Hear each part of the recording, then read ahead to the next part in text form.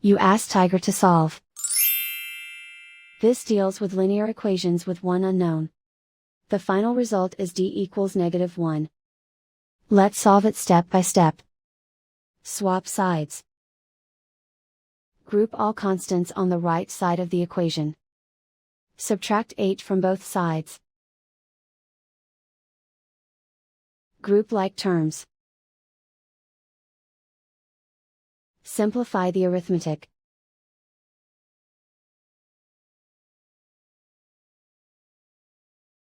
Isolate the d. Divide both sides by -5. Cancel out the negatives. Simplify the fraction. Move the negative sign from the denominator to the numerator. Simplify the fraction. And so the final result is d equals -1.